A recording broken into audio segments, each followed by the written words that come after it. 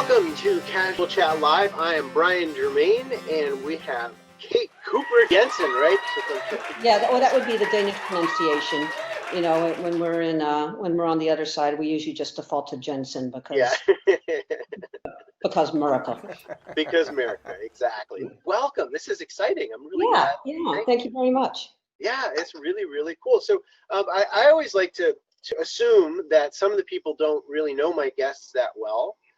So you've been jumping for a long time, and you're known most for big way organizing these days, which is so cool. I mean, you must love that.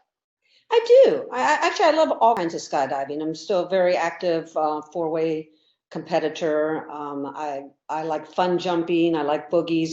But yes, the large formation coaching, organizing, records, etc., has been my passion for many years. I think it's neat to the cooperation that goes into some of these things is really astounding.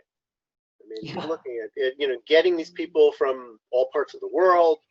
They need a place to stay. They need to know when to be there. They need to know what their job is. You have to figure out their skills.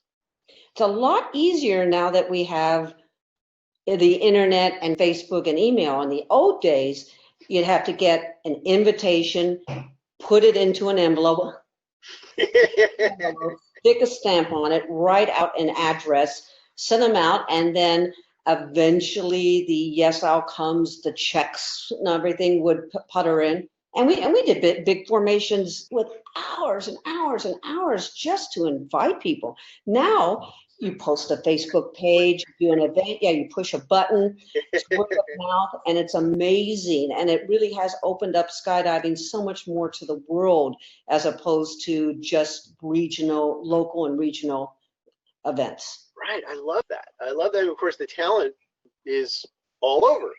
Yeah. The best people. I do a lot of jumping in Europe. It's an amazing talent. Yeah, for sure. So now, what have you been planning lately? What's upcoming? What's upcoming? Just finished a wonderful event in Portugal. I was not organizing, but I was a blissful attendee and had a great time in the Algarve doing 29 to 43 way sequential jumps. Both Carsten and I had a great time. What's upcoming is we're actually we're in Denmark right now, and we're transitioning back to California tomorrow, the long day. Hopefully it won't be an overbooked flight and we won't get killed. But we'll be back at Paris and jumping at Paris by the weekend. And then we start the P3 events. And we'll have a four-way camp coming up next week. And then we start the P3 training camps, the big way camp, the 100-way training camp, the spring fling. Then we drive to Eloy for the challenge, Arizona challenge. We come back and have another four-way training camp, then the power play. So I've got, life is not going to suck for the not bored. Not bored. I see a lot of smiles, happiness, and sweat in my near future. Yeah, for sure. That's great. Now, let's talk a little bit about the P3 project, because not all our viewers know much about that stuff. P3 is the brainchild of Dan Brodsky-Chenfeld, myself, and a couple of others, Tony Domenico, and we have started from very modest beginnings, just running big way camps with 10, 12 people, and have proceeded, grown up to have these events that have included world records, national records, state records, high-end sequential events like the power play, events like spring fling that bring people into the 50, 60 way area where we do multiple point sequentials. Last year, the year before, we did different formations every day in sequential formations. I missed last year because it was Carsten's parents' 50th wedding anniversary. And that's a big deal. Wow. Talk about formation skydiving right there. 50 years of no contact, flying. That's amazing. So, I mean, a lot of people come into the sport now and they see what's going on roughly, but they hear about wingsuit flying and they see the cool free flying, and and I'm noticing a lot of people don't get into big way with the frequency that when I started, that's what there was. There was style, accuracy, and formation skydiving, and everybody wanted to be on the big way. If you weren't on the big way at the end of the day, you were nobody. Yeah, and it's still, I mean, there's many disciplines in skydiving, but they're all, if you have more than 4 or 5, it's all big way. If you're wingsuiting, it's big way. If you're free flying, it's big way, and it's the exact same techniques, the exact same discipline, the exact same, the verbiage, the wording. When you hear the coaches talking, whether it's wingsuit or free flying, it's stop before you dock, match the fall rate of the formation, identify, intercept, present. All these terms are applicable whether you're doing canopy formation, wingsuit. So it is all big way. On your belly is the way to learn it. Yeah. Because you have better visuals, you have just better control over it. So but your ultimate goal is a head down 100 way, a free fly, a head up 100 way, a wingsuit 100 way, a canopy 100 way. You would do yourself a favor to get some good, solid, basic coaching and big way formation skydiving, whether it be 20 to 40 way or larger, if that's your goal. Nothing's really bigger than a 40 way. You really can't perceive more than 40 people. But if you're on a 400 way, you've got your own little 40 way. Yeah, sure. That makes sense. So if you can do 40 ways consistently well, inside, outside, the world is your oyster. Everything else is just a bonus. I guess that's a big piece of this process is expanding awareness. Yep. Outside of your own tiny little bubble. You can't, on a 400 way, you can't see the other side of the formation. You can barely see the base, honestly. So you need to have your piece of the pie, your 40 way. Wow. Yeah, I mean, I've done some of this stuff, but there is a body of knowledge. It's clear to me. Every time they say, hey, Brian, can you come on this 50 way or 80 way, whatever, I'm realizing that there's so much that's already been built in terms of understanding of how to organize it, how to make a formation fly, where, I mean, you build a formation that's, I mean, the way I perceive it, if you don't design it well, it gets really slow, doesn't it? Well, slow, if we're talking formation skydiving, slow is one thing it can be. Slow is not by far not the worst thing it can be. You can fix slow. You can wear a bigger jumpsuit, whatever. Too fast can be a huge issue. Just not flying well is the big part, and that's almost all eye contact. If you have people who aren't looking towards the center, aren't matching the fall rate of the formation, then you get these waves going through, and it makes no difference whether it's slow or fast. That thing's alive. But slow's not that big of a deal. Yeah. Well, Roger Ponce would probably agree with you. He's famous for slow ones. But yeah, it is really neat to see what goes into it, because I like the role of participant, where you tell me what to do. One feather Indian. It's so nice. That's a great, right? I mean, like you said, you just got to do some of that stuff. It's lovely to just show up and there's some waiting around and you just do what you're told. Yes, it is. That's great. Yeah, and it's wonderful. I mean, I like being on both sides. I like having all the feathers. I like having just a few feathers. I love the one feather too, because then I get to show up. I get to go home at the end. I get to have, a frosty beverage with my friends while the organizers are all working out what they're going to do with the next day. Pulling their hair. It's not my problem. If there's an aircraft issue, it's not my problem. But then if you're the organizer, the successes rain back on you as well. So it's just wonderful to say that this is my baby, this is my project. Look at all these happy, shiny people. Yeah. Me, I built this. I did this. Yeah, for sure. Yeah, the stamping it out. I can remember sitting in trailers, with the little stamp, little skydiver stamp. He still has his stamp man. I'll let you know. Still doing it, right? Really proud of it. Yes. I mean, now I would imagine you've got software where you can. There's a host of different things you can use. Corel Draw, etc. There's different softwares, Dive Maker. There's some programs you can purchase. Most people do it. Honestly, I do a lot of my scribbling just with paper and ink, and feel it out. I've got a pretty good idea of what fits and what doesn't fit, so I don't need to have an exact size magnet man or item. But then I will give to somebody else to make it so they can make it pretty. Yes. Oh, of course. You got to look at the beautiful snowflake. Yeah. Oh man, it's there's the more one invests in this game of large formation skydiving, in terms of exploring the possibilities. To me, it reminds me of the old story of the person walking down the street and they see a little garden over here and they see that there's tomatoes. And if they keep walking, they'll just think of it as a tomato garden. But if they walk a little closer, maybe take a couple steps into the garden, they'll see, wait a minute, but behind those tomatoes, there's radishes and there's all kinds of other things growing. And this is very much like that, isn't it? Mm-hmm. In terms of knowledge and experience and the benefits that you're going to get from engaging in this kind of group activity. Oh, absolutely. Absolutely. And we learn from each other. I learn from other organizers when I'm working with them. I learn from the people who are on the jumping because they make suggestions and they're fabulous quite often.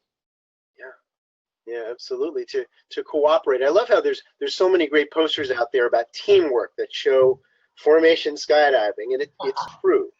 Yes, it's true that what we're doing is very special. I can't think of anything else where you get that many people to coordinate such a complex event. I mean, to be able to create this thing up in space from multiple airplanes.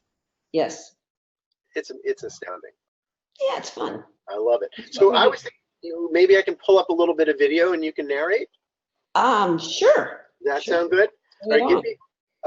So no preference on your part about which one I pull up first? I would go smaller to larger. You got it. So wedding jump is the. Yeah, and the reason when I'm saying what we've got is we've got 3 videos that we're gonna be showing, and the reason why I said smaller to larger, because if you're from a Cessna drop zone, whether it's a 182, 206, even a Caravan, you're used to smaller formations, and the large formations, especially if you're from a smaller Cessna drop zone, a 20-way is a large formation. It's huge. It's unmanageable. It's 4 Cessnas to make a 20-way. If you're an Otter baby. And so many are Otters, Grand Caravans and everything. You've grown up, you cut your teeth on 16 and 20 ways. Now a big way is 40 to 50 to 60 way or 100 way. And then et cetera, et cetera. Once you've been doing 60 ways, 100 ways, you've got these under your belt, a 200 way seems unimaginable. Yeah. But it's all the same. Yeah. Yeah. It's just your piece of the puzzle with my job, right? Yeah. All right, so I'll pull up this first one and give me a moment to get the video started, and then I'll share it with everybody. Well, I'll a little backstory then. Last year, Celine Pelletier, I hope I pronounced that right, and George Katsoulis, Paris jumpers, decided to get married, which is always a wonderful thing. But they wanted to do something a little bit different. They wanted to get married in free fall, which happens. They wanted a special dive. They wanted to build a color-coded heart. Awesome. Adorable. And get married in that. Now, to do something like this, obviously it's a one-shot deal. They talked to Dan BC at Paris and said, we would like to do this the weekend of the Power Play, which is the elite large formation sequential event, I would say arguably in the world. And we went ahead and found the jumpers from that group, all with color-coded jumpsuits. Obviously a one-shot deal. You're not going to get married in free fall twice. In terms of jumps, of which I've had probably the most performance anxiety, that national championships, world records, they ain't got nothing on that. No doubt. We had a plane full of national world champions, record holders, and you could have heard a pin drop as people were visualizing their skydive, thinking about what they were going to do their personal best for this jump. And if you've got the video, you'll see. Yeah, I do. I'm ready. Yes, wedding jump. And this is Peg O'Brien's video, obviously. And on the edge of the skyvan, that's Josh Hall in the center.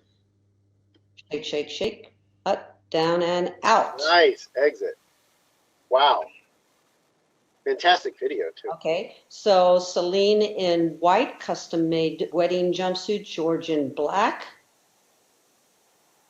And Chris Farina closing out the three-way, who is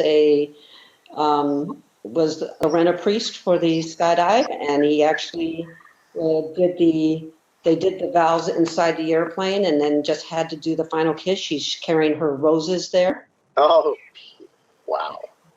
Oh, look at it. It's forming.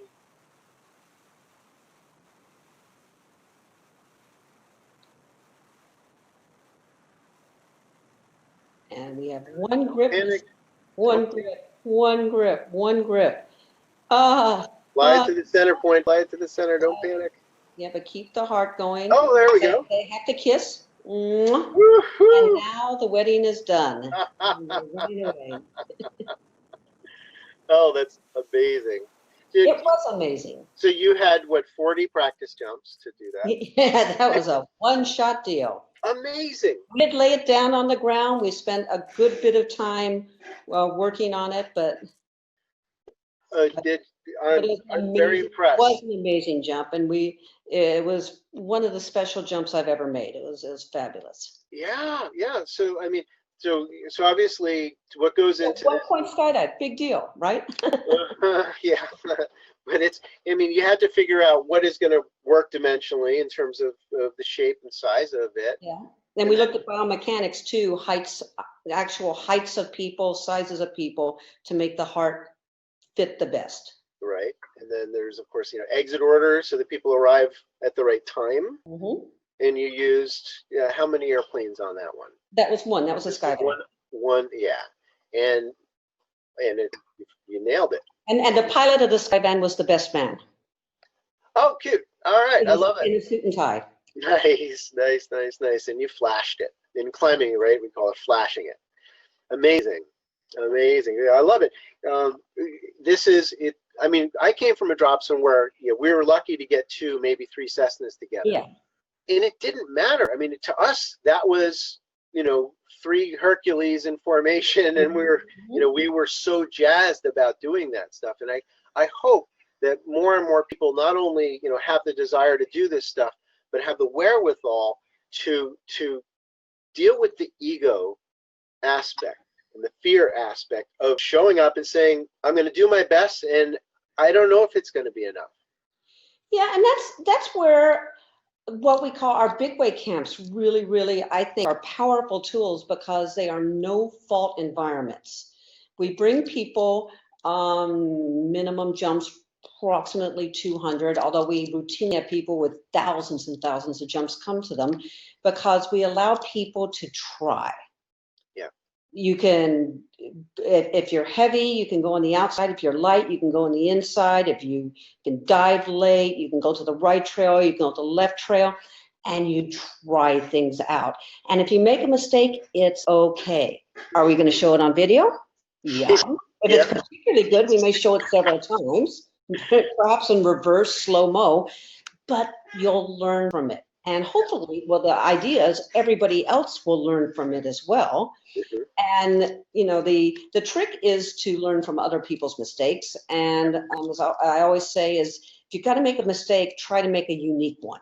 It's really boring to make the same old mistake that other people have made before. If you got to make a mistake, go big. Try one. And boy, every year we have somebody will go like, wow, we've never seen that one before. Yeah, nice work. But it's a format where you can, it's a zipless format where you can attempt things. Obviously, everybody wants to be good. It's ego, as you said, we're all type A alphas by definition. So we hate failure. And we're all the people, you said, Mama said, don't touch the stove. It's hot, right? Yep. You touch the stove. What is hot? Yeah. I got to figure out what's hot. I got to figure out what's hot. Oh, okay, that was freaking hot. Got it. But we do that. Now the trick in skydiving is add a bit of somber to it is to survive, right? Yeah. There's a lot of mistakes that you're not you can't make. You're either not going to survive it, or you're going to pay greatly in terms of pain, time, loss of income for having tried it. So these mistakes we really have to learn from watching other people. But the mistakes, performance mistakes in free fall, you're going to make them. You're going to make them. Sure. The trick is just to try not to make too many and to learn from other people. Yeah. But you're never going to be great if you don't make mistakes. Right. You're never going to know how to dive fast if you don't over dive, over boogie past a formation and go low. You're never going to do that. You're never going to know how to get back up to a formation if you don't go low first. Yeah.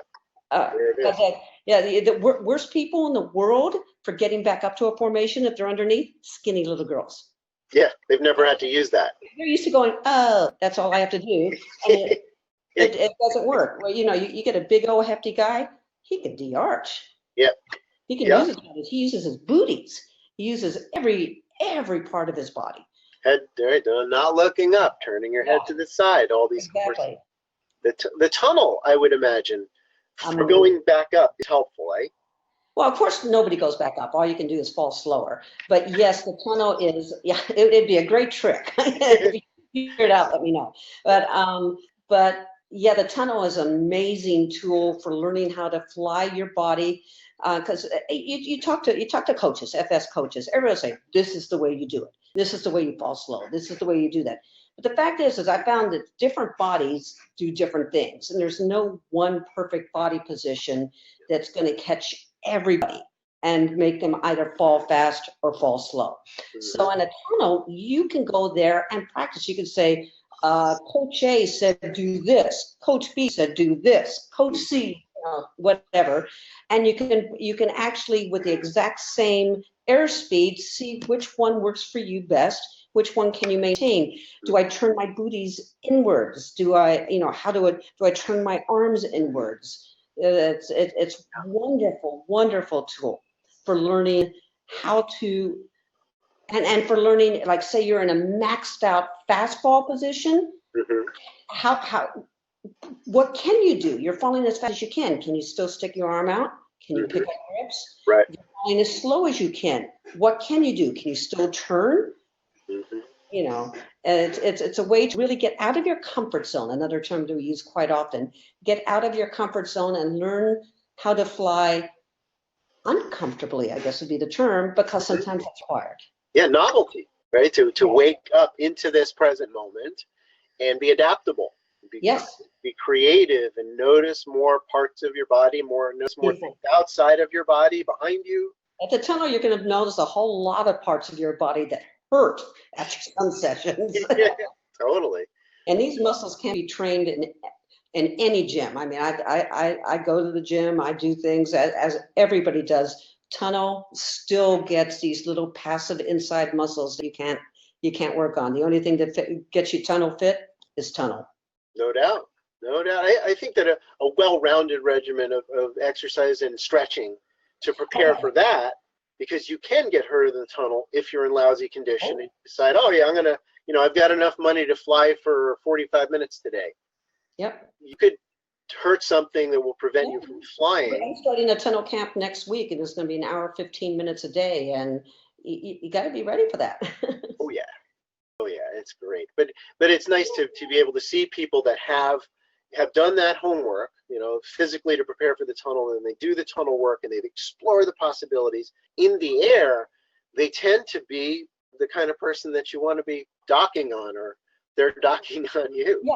What tunnel does, you get these tunnel trained skydivers, and they're magnificent. They're great. And anything within a 12 to 14 foot radius, they're bulletproof. The trick is getting to that 12 to 14 foot radius. And there's no substitute for that. That is where skydiving comes in. That's where exits come in, approaches, presentation, diving, flaring, the whole shebanga. But once you get within 14 feet, then you're back to your tunnel again. But the tunnel doesn't get you out of the back of the airplane and to the formation. No, it doesn't. And it doesn't get you over the fact that you've been sitting cooped up in this little airplane with your own thoughts, really not wanting to screw up in front of everybody. Mm-hmm. And the butterflies are going nuts in your belly. There's Visualize perfection. Visualize. The amount of things that can go wrong on a skydive, performance-wise, we're not talking life-saving wise, but the amount of things that can go wrong are legion. You don't have the time in the day or your life to think about the what ifs. You have to work on the why not. Why not do the absolute best exit, the absolute best everything, four-way, the absolute best turns, eye contact throughout, and just visualize the perfection.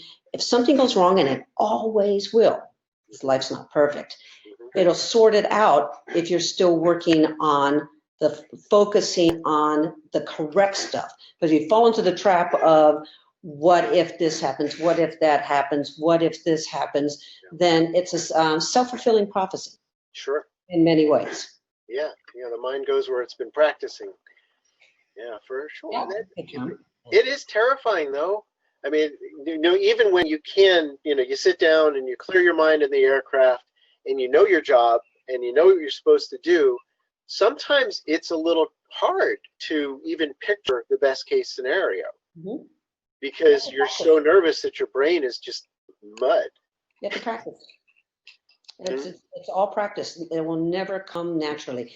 My four-way coach has just sent us through some paperwork, which I've been reviewing, Christy Frickin, is on what the routine from the aircraft is, the triggers and the responses, how to know what can trigger insecurity, apprehension, how to handle it, breathing. Yeah. One of the greatest things we've got. Take that deep breath, oxygenate yourself, bring down your pulse. Yeah. I mean, of course, you've done a fair bit of higher altitude mountaineering stuff too, and dealing with getting oxygen to your brain in an environment where there isn't much around you. Mm-hmm. I mean, I have done some of that as well, and I noticed that people, when you say breathe, sometimes they need even a bigger description of what we mean by that, because they're breathing.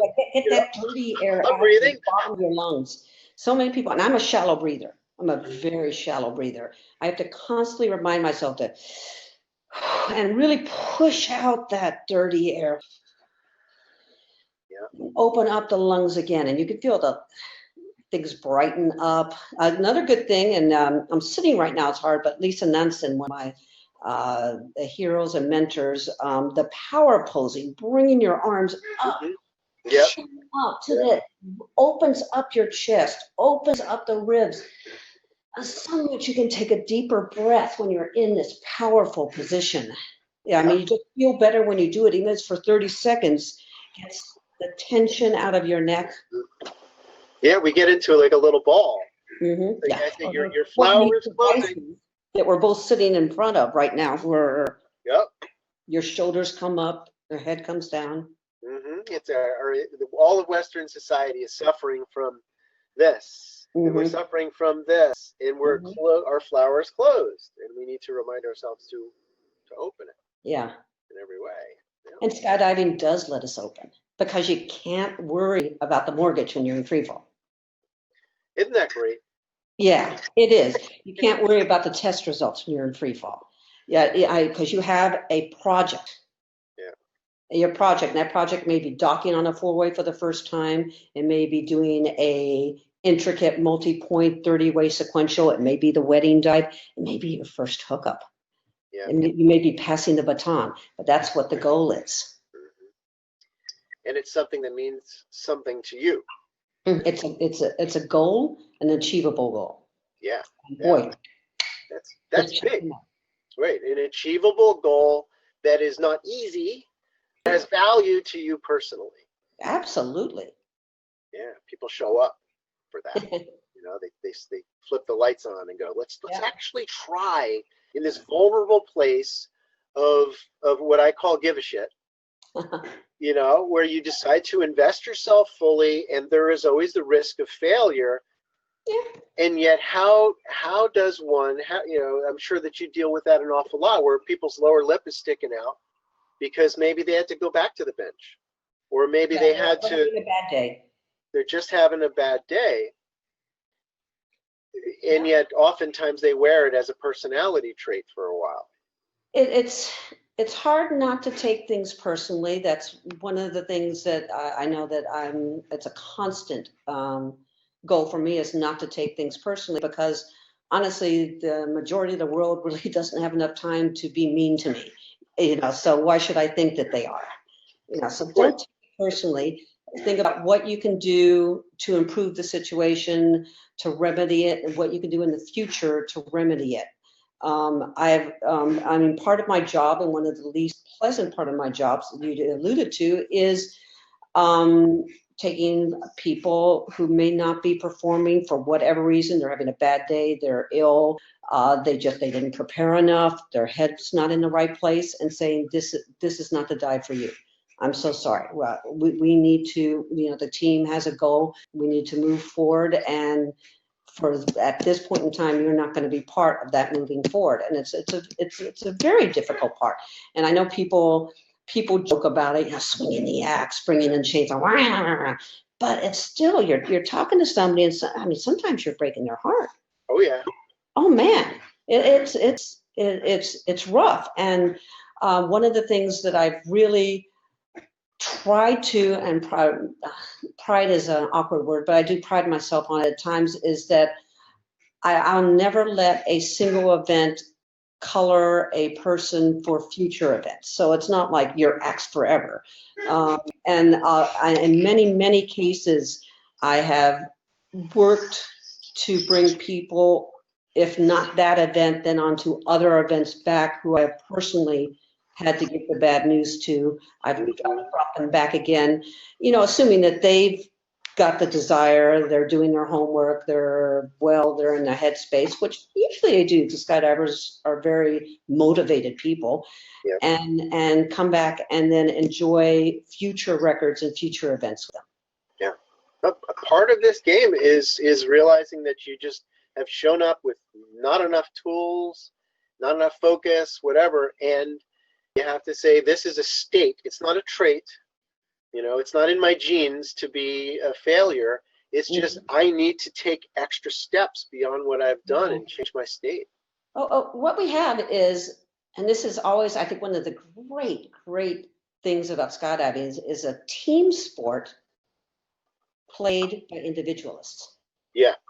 It basically played by non-team players, almost by definition. It's your entrepreneurs, it's your business people. You know, you've got this entire group of people who are not team players. I mean, of course they are to some extent or another, but now we're doing these team sports. When I say a team, it could be a team for the day. We're doing whether it's our wingsuiting or CF or FS, you know, for the day, or a four-way team, a long-term team, or an event team. We're going to build a world record. We're going to do a heart.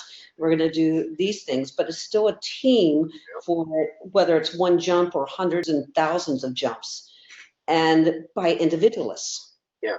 Egotistical assholes. We can be at times. Bless our hearts. Bless our hearts. Yeah. And I think that's fascinating. There, you know, no sheeple in the group. Yeah, that's very true, and it's, I think, even more. Hang on about noise. I'll fix that. I've got another video that I thought we could talk over. Okay. Of people doing amazing things together. I do, and I can tell what this is. This is the women's world record, the 2.117 way, which That's was awesome. Well, it's because I see me. Yes. No, I mean, the fact that we're doing this. Yes. I mean, it's. I mean, I think it's really cool that it's, you know, we're talking about less than, what's the percentage of women in the sport now? And it's, you know, 30%. This dive was incredibly unique because it was not only a women's world record, 2 points of 117 people, but at the time it was also the absolute world record. And it is the only time in skydiving, and I don't even know, I'm sure it's been done, but I can't even think of in aviation or anything where women have set and exceeded an absolute world record made up of mixed sex as well. Yeah. Now it has been surpassed since then, not the women's. The women's still stands. The sequential record has been surpassed, but on this dive and on this day, the women did set an overall world record, FAI recognized world record. Wow. Women's, and that's our exit out of the airplane. I'm in red. Oh, that's beautiful. And actually, across from me in red is my good friend Leslie Gale, who was helping. Oh, yeah. Now you'll see that the in the six-way that they have very high grips on me. I've got the green helmet, and that's so that I can key the second point when the time comes. In that green helmet, I also have comms where I could speak to the floaters on all the aircraft and Great. time the exit. Rare dynamic. Where I counted from 10, 9, 8, 7, 6, ready, set, go. And wow, look at the speed at which the aircraft could hear it. This is very herky jerky. So, but you can see that it's building quite nicely. It's a little sped up here. I'm seeing a dead spider. No, actually, that's a camera. Yeah. And the last one's coming in, and first point is complete. And in the center, I have now pulled a red streamer. That's standing in the center, and the ladies are going to the second point, which is now complete, and deployment out of the center. Wow, that is amazing. And you can see the tracking teams going off in the different directions. Yep, that's a whole safety thing that has to be discussed in depth. Which is fabulous. Yeah. Tracking skills. Yes. We talked about. One of the things we really work on in the camps as well. I would think so. I mean, do you actually go up and do tracking dives with the group periodically? Well, not because our groups are a little large, but what we will do is we do a lot of one-on-one coaching if somebody's having issues. But we will lay out the creepers or lay people on the ground and put 20 or 30 people on the ground and have them assume the position of a track, which on the ground is incredibly physical. Very hard, but move their hands, move their legs, get them to feel the body position while laying on creepers. Yeah, and of course the awareness of the people, not just right and left, but up and down if you happen to have levels on breakoff. Yeah, the tracking teams help get rid of a lot of the levels. That's part of the thing is the naturally fast trackers will track a little slower. The naturally slow trackers will try as hard as they can. The naturally higher trackers have to come down a bit. The naturally lower trackers. So we really try to get everybody as much as possible into a gaggle. Because as you know, I mean, you've been skydiving for a long time. If you see somebody beside you, hey, you know that there's a person 10 meters there and a person 10 meters there. You know when you open, there's going to be a parachute there. There's going to be a parachute there, plus or minus, right? The thing that is terrifying, absolutely terrifying, is the one you don't see. The one where you wave off, you look, you deploy, and holy crap, where did he come from? Those are the scary ones. And what tracking team has done is it doesn't eliminate it, but it's greatly limited these bogeys because you're all in a gaggle, for better or worse. Yes, you might be close to people, but you know where they are. You know who they are. Predictability. You go like, okay, there's Jane over there. She's deploying. I'm going to deploy. Okay. And you know the chances are your canopy is going to have a right turn because there's a canopy over there. So you're prepared for it. It's canopies like each other. It's a well-known phenomenon. Yeah. Well, for folks that haven't done much of this stuff, I think it's important to share that perspective. Like you said, is when you jump with the same people, building the same formation, working over many days, it's always the same folks. You kind of know what to see on breakoff. You're expecting that. If something is anomalous, or wait a minute, where's Bob? He's normally right there. Exactly, you know, which means yeah, now the you got to blind check spot. 12 o'clock high or something. Yeah. And of course, if somebody is directly below you, this is, have you run into this one too, especially with newbies? You've got the vertical thing, and people sometimes don't know what to do. I mean, Yeah, and it is, and it's another what if situation. And again, the what ifs are legion, but um, I obviously you have to pull. You have to yeah, pull stable, pull with the right attitude. And somebody saying, "I was waiting for you to pull. I was waiting for you to yeah, pull." that's what, All then you have is you have two people who are deep in the beeps. yeah, You know, you got to deploy. You got to get your parachute open. You can be open close to somebody. It's not deadly.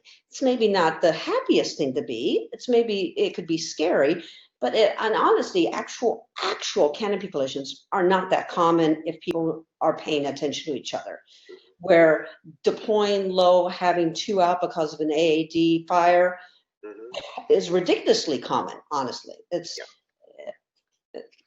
yeah, people you have to prioritize what can go wrong, and I think a lot of people feel that the small chance of a canopy collision is much more dangerous than the very real chance of having two out, and that's ridiculous. yeah. Risk assessment. That's big, right? I mean, Yeah, what you're right. hitting there is Perceived risk, the perceived risk of a mhm, canopy collision, they're more afraid of than the very, very real risk of having two canopies out, yeah, yeah, or worse. or worse, exactly. You Yeah, can only tie the record. yeah. If you've got altitude, you've got possible solutions. Yes. Yeah, yeah. So that's major and Mhm. very, very valuable. And And in these big ways, these 100 ways, these 200 ways, these 300 ways, it is incredibly unusual to have a canopy collision. You might have close, and close is in the eye of beholders. I know I've seen people go, oh my God, 10 meters. Oh my God, we're so close. mhm, Or it could be 1 meter. That's close. I'm yeah, gonna let that's your heart will go kitty pat. pocket Yep. factor. Yeah. Yeah, You have to pick up your feet, but it's still safer than having two out, or not pulling, or having a low cutaway and a low reserve deployment, or no reserve deployment. yeah, You have to get your parachutes open. yep, yeah, Stop and dying. yeah, yeah. Get some nylon out there, and then we'll Yeah. sort it out afterwards. So now there's one more great video that I would very much like to share while we have a moment. Okay, and I've got it. Okay, Got it. this Good. is George Katsoulis' video for the 202 sequential, which is the current standing world record in sequential. Wow, look at all those airplanes. Lots of airplanes. This is on the right trail plane. This is at Paris again. And you can see that they're looking up and they leave as soon as the exit. And look at all those people falling out. This is a largely European group, but it came to Paris, California, 3 European organizers. A very, very successful event. And we're actually going to do it again this year and go for 3 points. This will be a 2-pointer that we're seeing here. You can see it's a larger base. The center where on the women we had a 6-way. Mhm. This is a larger base, which just sets up with a larger formation. Wow. Everybody's flying in nicely. And when you see these builds, you'll see they're far from perfect. There's little kerfluffles and bobbles all the way around, even on Kerfluffles. I like that. kerfluffles. Yes.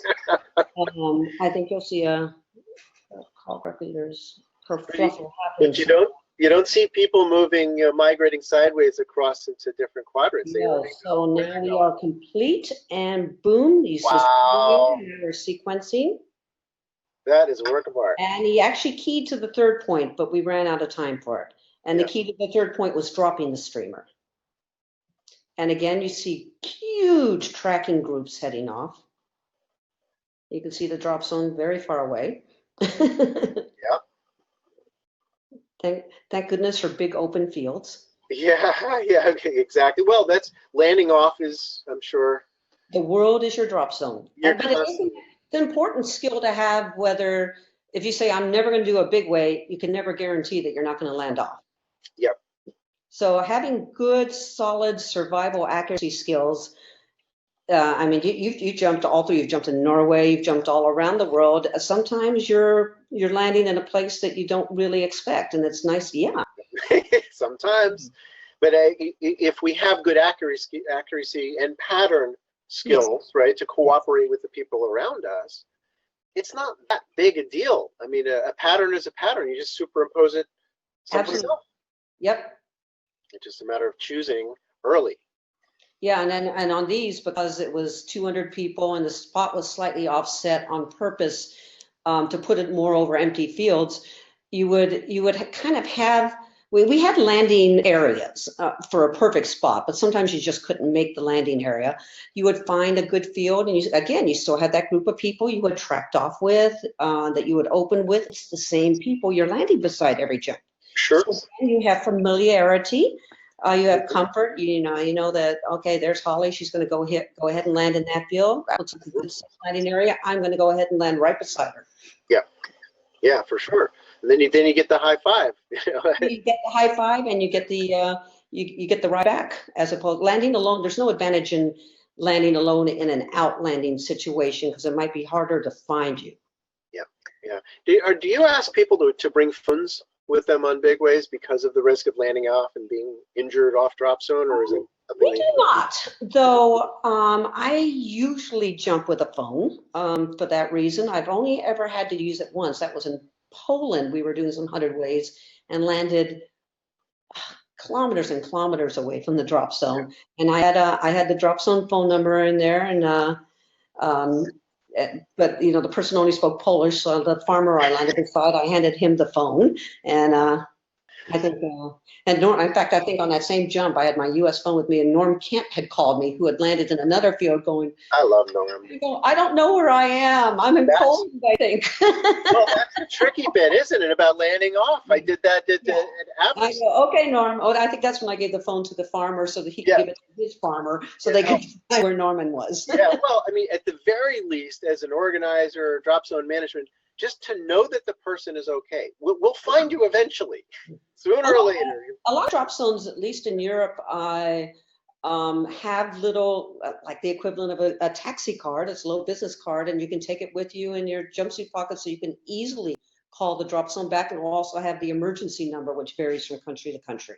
Yeah, I love that. Yeah, we have 112 in many places. Yes, that's much of Europe, but not all. Yeah, yeah. I have a good friend in Denmark. That's his nickname, 112, Thomas. I don't know if you met him. Yeah, he's a good guy. So actually, there's a Marcus who is asking some good questions, and it relates to what we're talking about, which is how living and jumping in Europe. Put those in the chat there. Yeah. Okay. So living and jumping in Europe. How does that compare in terms of you feel less safe or more safe? What's safety not an issue. I don't. What I do notice is that deployment attitudes tend to be higher in Europe. I think Americans kind of invented the low pull rock and rollers, and revel in it. And Europeans don't think low pulling is cool. For some reason, Americans do.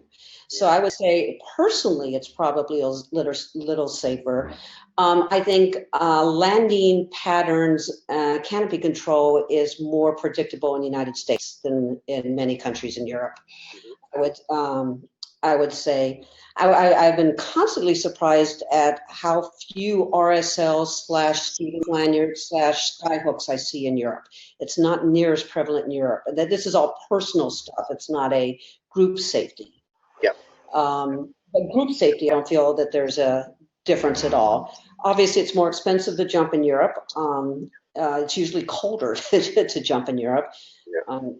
The seatbelts is one of the things that every time I go to Europe, I'm like, well, where is my seatbelt? They go, oh, we don't do that here. Except I rarely find that there are not seatbelts in the aircraft. I do find that they are either completely inaccessible in a packed airplane or inefficient, and they're used if they're handy, but there's a very laissez-faire attitude to seatbelts. Yeah, Yeah, well, like in Denmark, I don't think I've ever worn a seatbelt in a jump plane. But you don't See, use it that much. I've usually only done competitions which are out of a Skyvan that has seatbelts available if you happen to be sitting in the right position. Yeah, yeah, yeah. Well, I mean, it's not a problem unless there's a problem, and then it's a big problem. Yep. Roger that. So, yeah, I mean, other issues that come to mind about jumping is that in many of the countries that I've been to, they don't use radios for student training, and I don't find that makes them less safe. I find that makes them teach more. Yes. I really wouldn't be that. I don't do work with students, so I really wouldn't be aware of that. Yeah. Yeah, well, I mean, I'm teaching canopy courses all over the place in in Poland, and I'm going back to Estonia again this year. There's and of course Norway, got to go there. But it does change your perspective as a student coming in, where you know that there's going to be a radio on, and they're going to tell you what to do. You get to canopy control and navigation stuff. And well, yeah. I don't have to pay attention. It's kind of like a GPS. Yeah, give me an auto guided. Right. I think that it's something we should consider in the U.S. and in Canada. How do we bump up our canopy flight safety in terms of understanding navigation and how to fly a pattern? I mean, how are you going to deal in a big way with somebody who can't fly a pattern well? Absolutely. Agreed. Yeah, with the bench. That's what you're going to do. Yeah. See, what was it? What was the jump you feared the most? What did you do to counter this feeling? I don't really. Honestly, I'd have to say that the jumps that I feared the most was not a skydive, but was a base jump. And I saw Sherrock. I saw a picture of you doing Sherrock, right? Yeah, and that was my first base jump, and I have probably never been so terrified in my life. We had the situation, we'd gone through the first jump course and done a lovely hike up there, absolutely stunning, but the winds were poor. And we waited at the top. This was the middle of summer in Norway, which means the sun never sets. And we were at the top for 5-6 hours, and it was windy and cold, and we were thirsty and tired. And the option was, you can always opt out, but you have to walk down 6 hours. It's a long walk, yeah. It's a long walk. So it's like you're bone you're tired, you're scared, and down there is the itty bitty little landing area with the great big rocks. Yes, exactly, on the point. And it was, and what did I do to counter the feeling? I looked at the horizon, and I breathed. And I didn't look down. I looked across, and it was absolutely stunning. Probably one of the most beautiful things I've ever seen. Oh yeah, and I breathed, and I flew. Yeah. And it was amazing. Yeah, it really is. It's worth it. If you keep that in mind of why am I doing this? Because you have to come back to meaning, I think, when it comes to things that are challenging and scary. I was like, why? I mean, stupid, right? But so is jumping out of an airplane. I mean, who's to say jumping off a rock is more or less stupid? But so you could. There's the little. This is stupid. This is stupid. What are you doing? But you want to do it. It's beautiful. You can fly. And it was the feeling when I landed, because this jump isn't over when you deploy. I did have, and people still give me shit to this day. I mean, it's a long skydive, right? It's a base jump, but it's quite a long delay. Old habits die hard. I waved off before I pulled on a base jump. That's normal. I've seen that lots of times. Yeah. Or on hop and pops. So you go back into habits. There's worse habits. Yeah, exactly. There are worse habits to have. There was time. It was that they told me it was a very good wave off. Okay. But when I landed, just the feeling of utter joy and relief was fabulous. Yeah, it's mind blowing. Yeah. Well, it's been said many times aptly that the people who really live large lives are the ones that are not afraid of being afraid. Yeah. Oh, if you don't have fear, there's either something wrong. No, I guess there is something wrong. I mean, it's the fear is very normal. It's normal. It can be little fear. It doesn't have to be big fear. It can be Right. fear. It doesn't have to be fear of dying. There's so many things you can be afraid of. That it makes life worth living. Absolutely. Yeah. Too much of it obviously is going to create new danger. Yes, You know? yes. And you have to evaluate, is this just flat out stupid? Should I not be doing this? Because, standing on the top of Sherrog and now it's the white room, the clouds have moved in and the hailstones are falling. Yeah. If you jump off now, you're being dumb. And if you Yes. feel fear, that tension, I think, is a safety bubble that's preventing you from being a moron. And I have You know, I've climbed down an antenna. I don't have a lot of base jumps. I've got 30 some, but I've climbed down an antenna. I was like, yeah. Yep. Not Yep. today. Yeah, and I still want to go back to that specific antenna and go jump it eventually, but you survived it because of Yeah. that decision. Hmm. But what of the gray zone? I probably would have survived it if I had jumped, but that's, Right. Yeah, that's true. But the part that really fascinates me is gray zone, in between these, where there's not enough fear, there's too much fear. It's not interesting, it's dangerous. But Mhm. what if the gray zone where if I can handle it myself, if I can sort of deal with my own, physical body, if I can slow my breathing, if I can clear my visualization out so that I can see the right path, I can see the middle of the road of what I really want to do, I can push the fear away enough to perform. Mhm. To cook in a hot kitchen feels great, Yep, doesn't it? yep. Get your heart going up to feel alive. Yeah, that's what it's all about. Now, Marcus had another question about the big way world record. So RW Yeah. world record. You think do we have a 1,000 way coming? Yeah, specifically, it's about the largest formation, and we've been chasing that one for a while. And what obstacles are in the way, and how can we address them? When the big thing is aircraft, because we're not going to do a 500 way out of Twin Otters or Skyvans. We need the big military aircraft, the C-130s, the AN-72s. Do they exist? Scads of them, slews of them. Every nation has multiple large aircraft, but we have dealt with multiple nations, not one, not two, not three, multiple nations go, look, we'd love to host a world record. This is great. We've got the aircraft. We've got the drop zone, the landing facilities, the LZs. We've got everything. We guarantee you'll have no problem unless something goes wrong and we need the aircraft. Right. And you can't bring 500 people plus the extra 200, 300 people support group, the dog and pony show to whatever country. And these are not all, they're not all Arab countries. There's other countries who have been involved in this as well, but you can't take the dog and pony show anywhere. And then if you have aircraft, all of a sudden say that one of them's been pulled away or two of them's been pulled away. Yeah.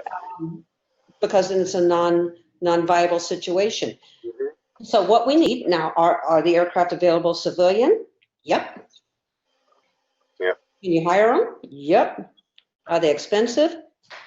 Yep. They are staggeringly expensive.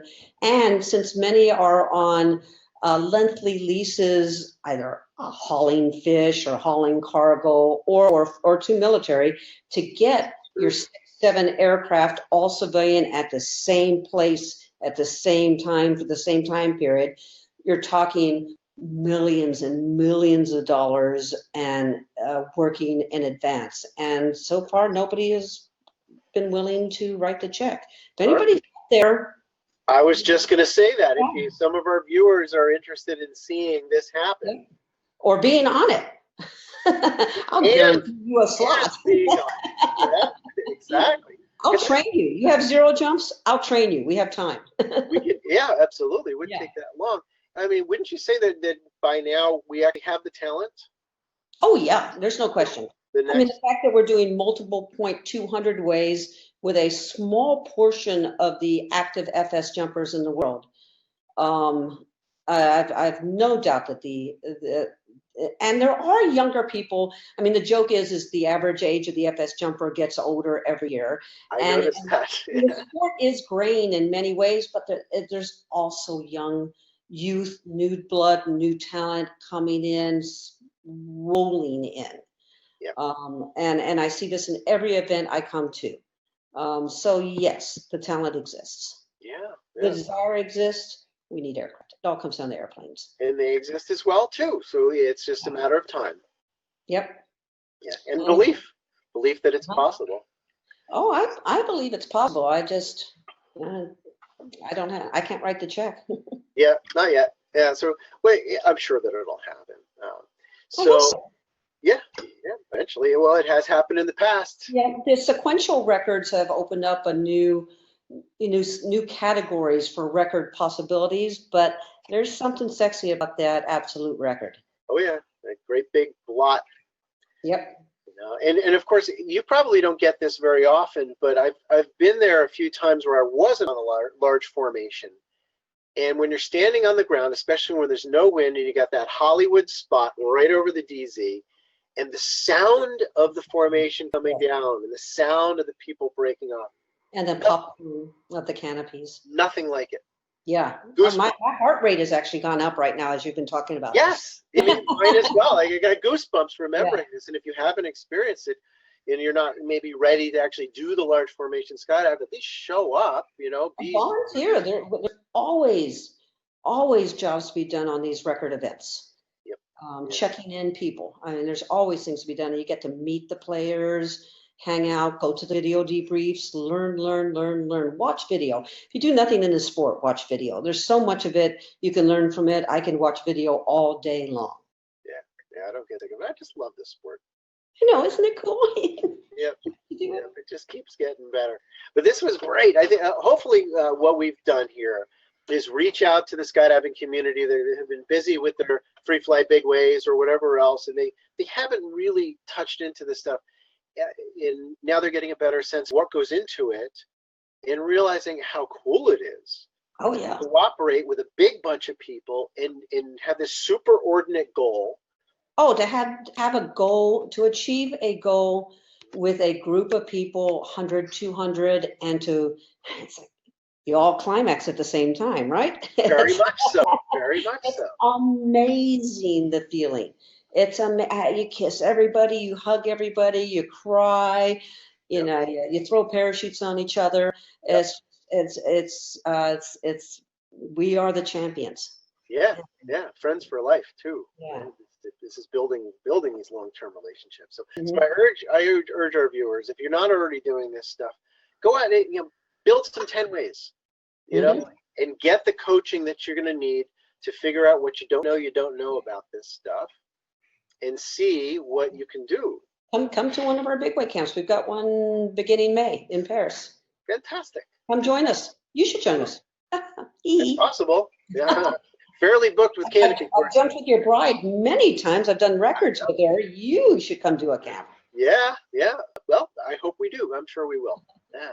Thank you. And thank you so much for joining us on Casual Chat. Thank you, Brian. I really appreciate it. Have a great day. All right. Thank you. You too. Okay.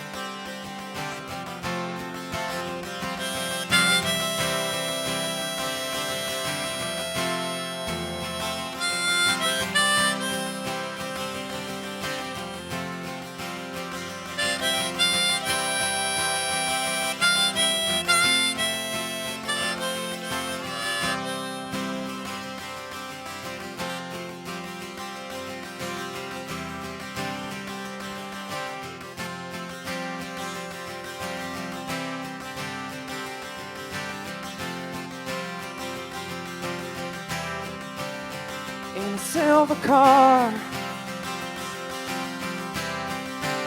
with a borrowed guitar, ready to travel so far.